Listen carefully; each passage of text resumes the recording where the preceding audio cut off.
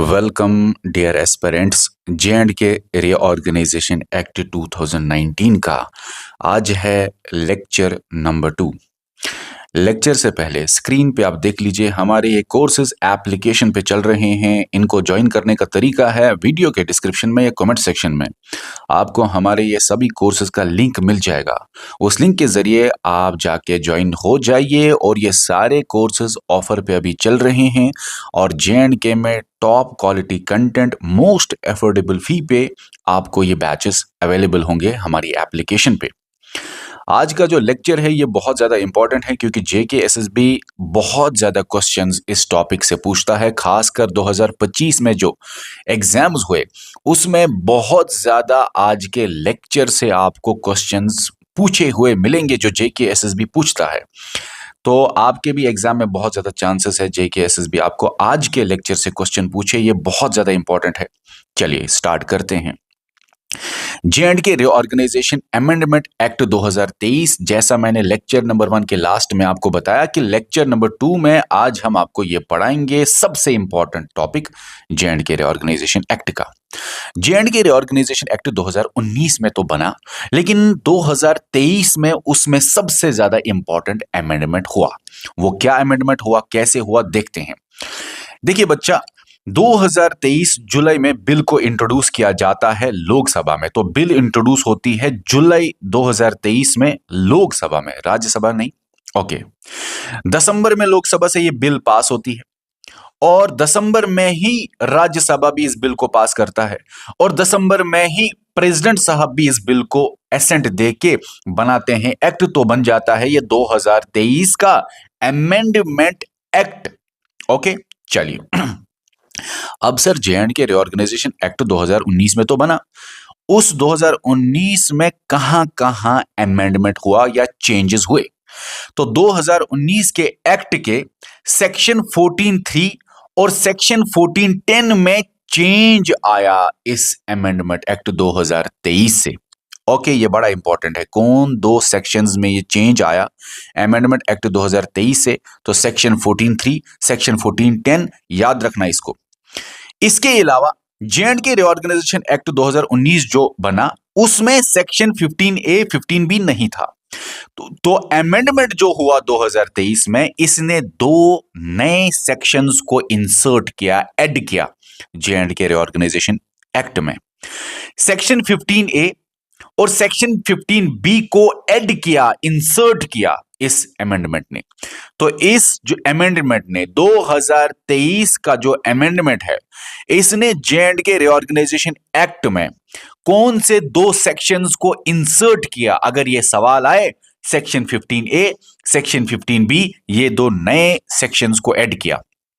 अगर सवाल आए 2023 के अमेंडमेंट में बताइए कौन से दो सेक्शंस में चेंजेस आए? सेक्शन 14(3) और सेक्शन 14(10), इन दो सेक्शंस में चेंजेस आए। अब क्या चेंजेस आए ये सेक्शंस जो है जे.एंड.के रीऑर्गेनाइजेशन एक्ट के, वो हम देखते हैं और उनमें क्या चेंजेस आए वो हम देखते हैं। सबसे पहले सेक्शन 14(3) को देखते हैं। सेक्शन 14(3) मतलब सेक्शन 14 सब सेक्शन 3 आप कह सकते हैं। चलिए, जे.एंड.के रीऑर्गेनाइजेशन एक्ट 2019 में जो बना उसमें जो सेक्शन 14 सब सेक्शन 3 था वो क्या बोल रहा था कि टोटल लेजिस्लेटिव असेंबली की सीट्स 107 होंगी। मतलब जे.एंड.के में टोटल लेजिस्लेटिव असेंबली की सीट्स 107 होंगी, मतलब 107 MLA member of legislative assembly 107 total होंगे जे.एंड.के में। ओके, लेकिन ये जो अमेंडमेंट हुआ 2023 वाला, इसने क्या बोला?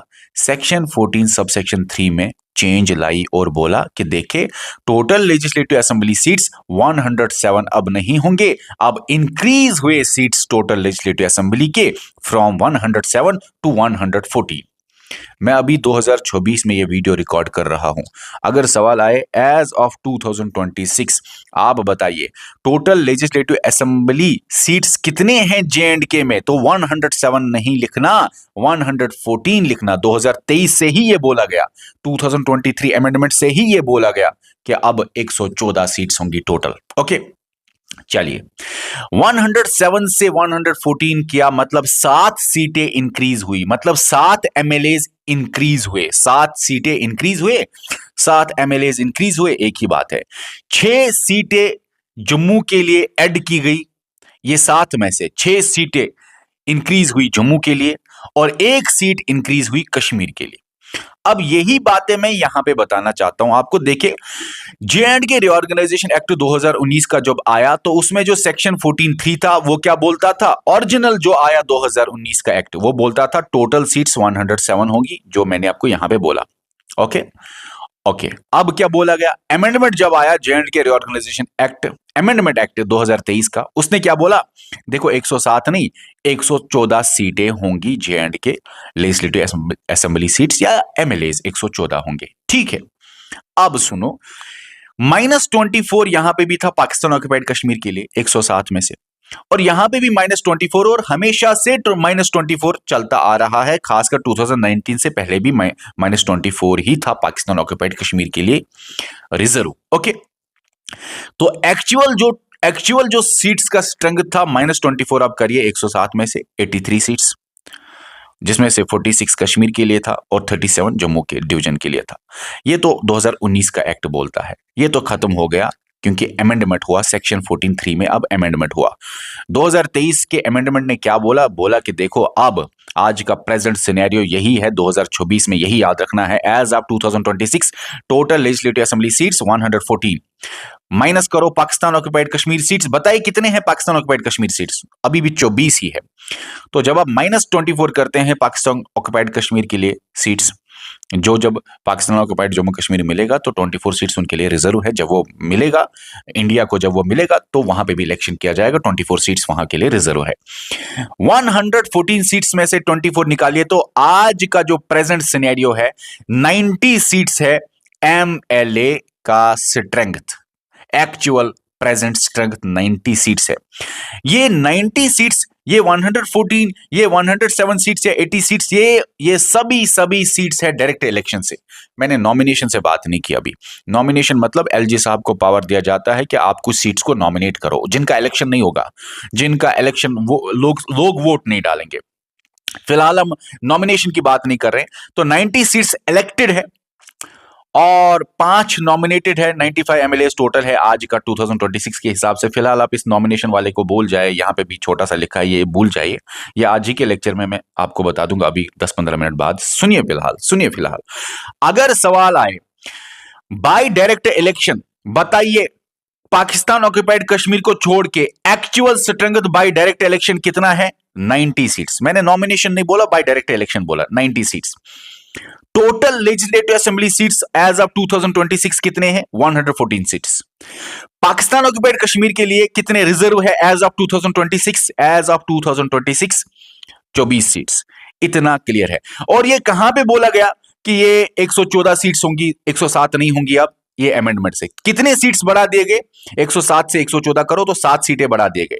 अच्छा, 6 कश्मीर जम्मू के लिए, 1 कश्मीर के लिए। पहले क्या था, कश्मीर के लिए 46 सीट्स थी कश्मीर के लिए, लेकिन +1 करो, अब 1 बढ़ा दिया गया इस 2023 के अमेंडमेंट ने, और कश्मीर के लिए अब 46 से 47 सीट्स हो गई। इसी तरह जे&के रिऑर्गेनाइजेशन एक्ट जो ओरिजिनली था उसमें जम्मू के लिए 37 सीट्स थे, लेकिन 6 सीट्स ऐड किए गए, तो 37 से 6 सीट्स ऐड किए गए। तो आज का जो प्रेजेंट कंडीशन है वो है जम्मू से 43 एमएलए बनेंगे और कश्मीर से 47 एमएलए बनेंगे। 47 और 43 मिला के वही बन जाते हैं 90 एमएलए, और ये डायरेक्ट इलेक्शन वाले एमएलए है। नॉमिनेशन की बात अभी तक मैंने नहीं की। वैसे अगर नॉमिनेटेड वाले एमएलए भी आपको मैं बता दूं, 5 है अभी प्रेजेंट सिनेरियो में, और 95 एमएलए अभी जे&के में है, अभी 2024 में 5 नॉमिनेटेड है बाय एलजी साहब के पास ये पावर है। और आज ही के लेक्चर में 5-10 मिनट वेट कीजिए, मैं आपको समझा दूंगा। फिलहाल इतना क्लियर है। लेकिन सवाल यहां से भी आता है, जेके एसएसबी पता नहीं क्यों ये सवाल पूछता है, बिफोर 2019 का बताइए, which of the following is the actual scenario before 2019। कितने सीट्स थे जब लद्दाख भी था, जम्मू भी था और कश्मीर भी था, जब जे&के स्टेट था 2019 से पहले इमीडिएटली। बताइए कि बिफोर 2019 लद्दाख के लिए सीट्स 4 थी, जम्मू के लिए 37, कश्मीर के लिए 46 सीट्स थी। टोटल कितने सीट्स थे? 87 एक्चुअल स्ट्रेंथ था। टोटल था 111 सीट्स, लेकिन एक्चुअल स्ट्रेंथ था 87 सीट्स, क्योंकि 111 में माइनस तब भी 24 पाकिस्तान ऑक्युपाइड कश्मीर के लिए किया जाता था। ओके, और तब क्या था? तब नॉमिनेटेड सीट्स असल में 2 थे, वुमेन क्या। J&K रिऑर्गेनाइजेशन एक्ट में बोला गया 2 नॉमिनेटेड होंगे, फिर से वुमेन, लेकिन यहां पे बोला गया 5 नॉमिनेटेड होंगे, इसलिए आजकल 95 एमएलएज आपको मिलेंगे, 5 नॉमिनेटेड होंगे, और यही अमेंडमेंट आपको बताता है। अभी आपको बताता हूं आगे, ठीक है? चलो, इतना क्लियर है, इतना क्लियर है। सवाल कोई भी आए तो आप बोल सकते हैं सेक्शन 14(3) के अंदर क्या हुआ। 7 सीटें बढ़ाई गई, जम्मू के लिए 6, कश्मीर के लिए 1, टोटल 114 सीटें, माइनस 24 पाकिस्तान ऑक्युपाइड कश्मीर के लिए फिर से रखी गई। एक्चुअल स्ट्रेंथ 90 सीटें, और 6 अगर जम्मू के लिए बढ़ गई तो जम्मू के लिए अब 43 एमएलएज हैं। कश्मीर के लिए अगर 1 बढ़ गया तो 47 एमएलएज अब कश्मीर से होंगे। ये आपको सेक्शन 14(3) के अमेंडमेंट बताता है, 2023 वाला। Okay, done.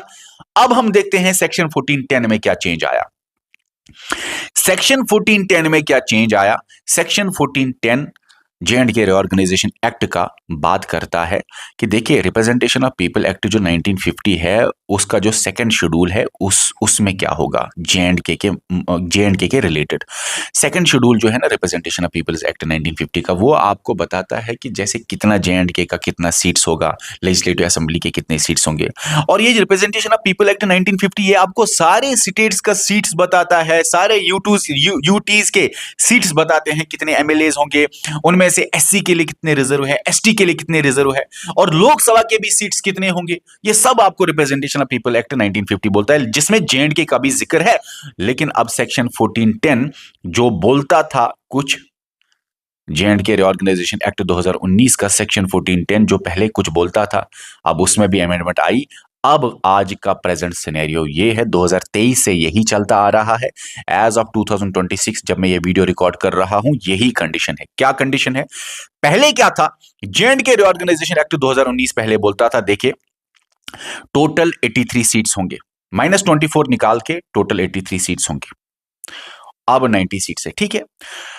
पहले जो बोलता था J&K रिऑर्गेनाइजेशन एक्ट 2019 का सेक्शन 14 सब सेक्शन 10 बोलता था, देखिए जो टोटल 83 सीट्स है, उसी में से शेड्यूल कास्ट के लिए 6 सीटें होंगी, और शेड्यूल ट्राइब के लिए कोई सीट रिजर्व नहीं है, कोई एमएलए शेड्यूल ट्राइब के लिए रिजर्व नहीं है। अब इसको हटा के सेक्शन 14(10) में जब अमेंडमेंट आया तो बोला गया, देखिए 2023 का अमेंडमेंट बोलता है, देखिए अब तो मैंने ऊपर ही बोला कि 7 सीटें बढ़ा दी गई, 83 से 7 सीटें बढ़ा दी गई, माइनस 24 करो, निकालो तो 90 सीट्स आ जाएंगी, जो मैंने आपको यहां पे बता दिया, ये 90 सीट्स है।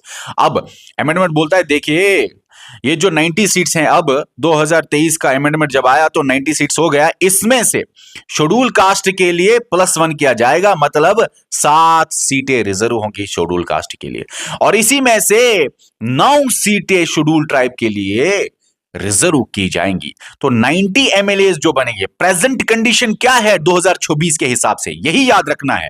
90 एमएलए टोटल होंगे जो इलेक्टेड होंगे, नॉमिनेटेड वाले नहीं, इलेक्टेड। ये जो इलेक्टेड 90 सीट्स है, 90 एमएलए में से 7 होंगे शेड्यूल कास्ट के लिए रिजर्व, और 9 होंगे, 90 के अंदर 9 होंगे शेड्यूल ट्राइब के लिए रिजर्व। ये आपको याद रखना है, ये अमेंडमेंट ने बोला, 2023 वाले अमेंडमेंट ने। ये तो मैंने आपको बता दिया। सेक्शन 14(10) में चेंज आया क्या? शेड्यूल कास्ट के लिए 7 सीटें, शेड्यूल ट्राइब के लिए 9 सीटें। सेक्शन 14(3) में अमेंडमेंट लाया गया, क्या अमेंडमेंट?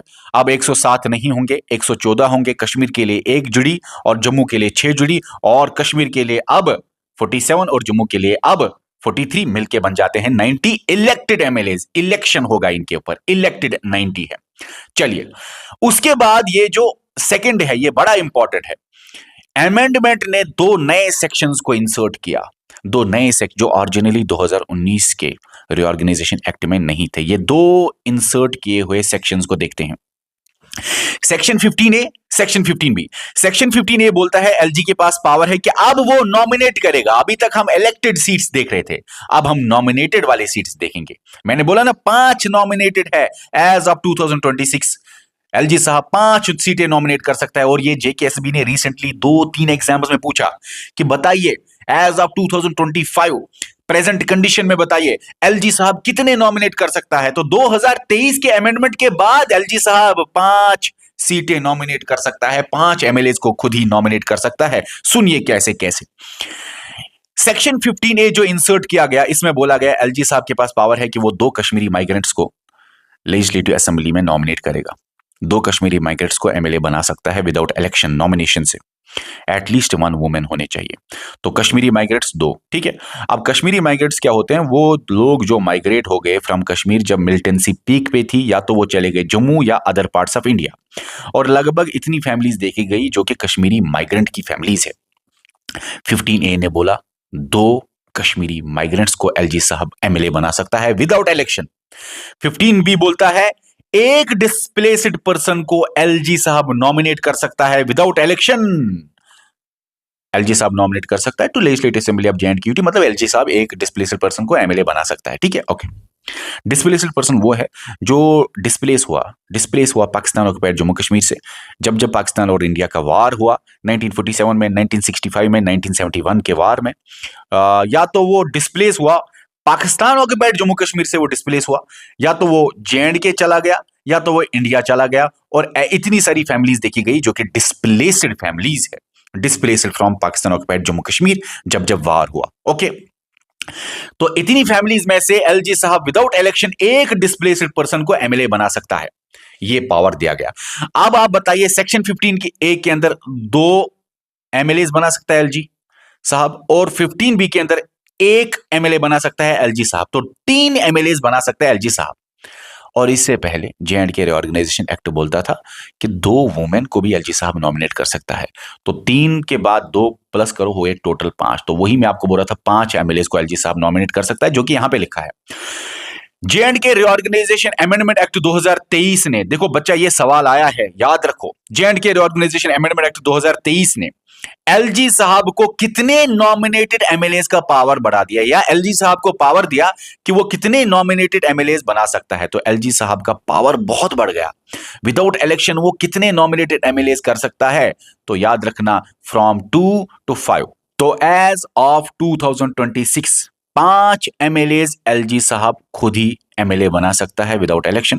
पहले था 2, JNK रिऑर्गेनाइजेशन एक्ट में 2019 में पहले था 2, वही मैंने थोड़ा सा ऊपर लिखा था, पहले 2 था नॉमिनेटेड, अब 5 है, और टोटल एमएलए 95 है आज के 2026 में। 95 एमएलए है, जिसमें 90 इलेक्शन पे से होंगे और 5 नॉमिनेटेड बाय एलजी साहब।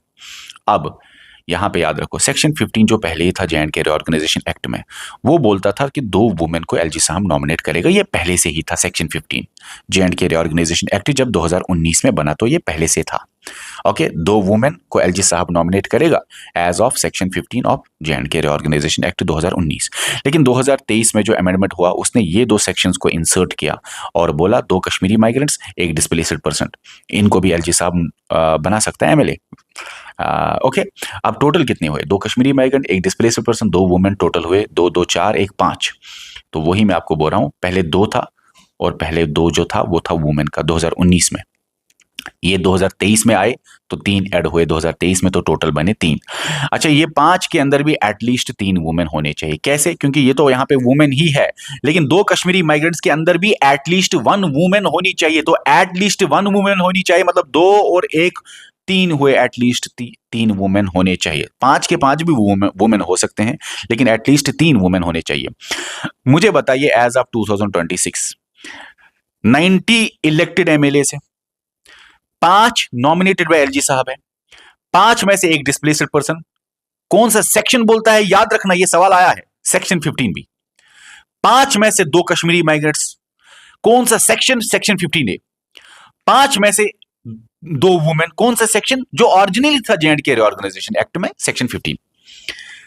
तो 5 और 90 मिला के टोटल आजकल के सिनेरियो में 95 एमएलए आपको मिलेंगे JNK में। अब ये सारी कहानी JNK डिलिमिटेशन कमीशन जब बना, उसी ने ये बोला। ये जितना भी आपने एक्ट में ऊपर देखा, ये एक्चुअली रिकमेंड किया, ये एक्चुअली रिकमेंड दिया, रिकमेंडेशंस दे JNK डिलिमिटेशन कमीशन पे, और इस पे भी सवाल आता है। J&K का डिलिमिटेशन कमीशन बनाया गया मार्च 2020 में, जिसने फाइनल रिपोर्ट सबमिट की मई 2022 में। और J&K डिलिमिटेशन कमीशन जो थी, ये 3 मेंबर बॉडी थी। एक मेंबर जो चेयरमैन भी था इसका, जस्टिस रंजना प्रकाश देसाई, जो कि रिटायर्ड सुप्रीम कोर्ट के जज, ये चेयरमैन थे। और उसके बाद Sushil Chandra, chief election commissioner उस टाइम के, और के शर्मा, उस टाइम के state election commissioner of J&K UT, ये 3 मेंबर थे।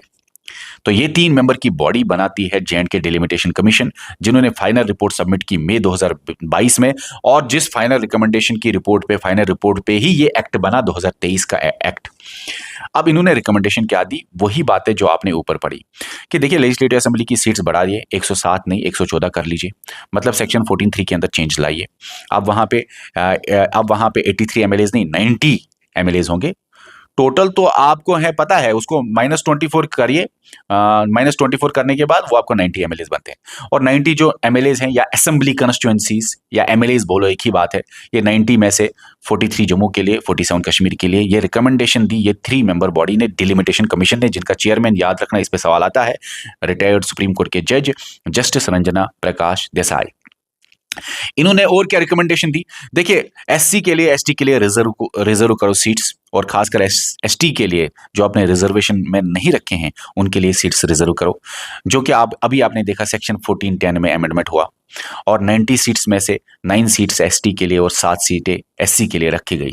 टोटल मिला के ये बन जाते हैं 17 रिजर्व्ड सीट्स है, एसटी और एससी, ये टोटल भी याद रखना। ओके, चलिए, इंपॉर्टेंट ये है कि 7 जो सीटें बढ़ा दी गई, 7 जो सीटें एससी के लिए रिजर्व की गई, वो 7 सीटें सारी की सारी जम्मू डिवीजन से है, कश्मीर डिवीजन से कोई सीट रिजर्व नहीं है एससी के लिए।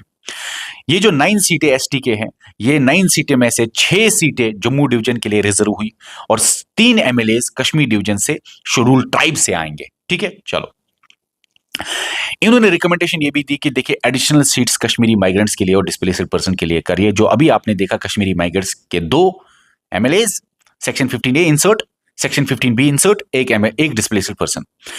इन्होंने ये भी रिकमेंडेशन दी कि देखिए, जितने भी 5 लोकसभा कॉन्स्टिट्यूएंसीज है, लोकसभा कॉन्स्टिट्यूएंसी मतलब J&K से 5 लोकसभा के मेंबर जाते हैं। ठीक है, J&K से 5 लोकसभा के मेंबर जाते हैं। और मुझे बताओ, लोकसभा की कॉन्स्टिट्यूएंसी में कोई सीट एससी के लिए और एसटी के लिए इन्होंने रिकमेंड नहीं की, कोई सीट नहीं है एसटी के लिए, एससी के लिए, याद रखना। ये छोड़ो, ये पॉइंट, बस इतना याद रखो, जो 5 लोकसभा की कॉन्स्टिट्यूएंसीज है, 5 मेंबर ऑफ पार्लियामेंट जो J&K से हैं, उनको वो ऐसे होने चाहिए to have equal number of 18 legislative assembly constituencies. ये मैं आपको ऐसे समझाता हूं, जिस एरिया से एक एमपी बनेगा, उस एरिया से 18 एमएलएज बनने चाहिए, उसी एरिया से।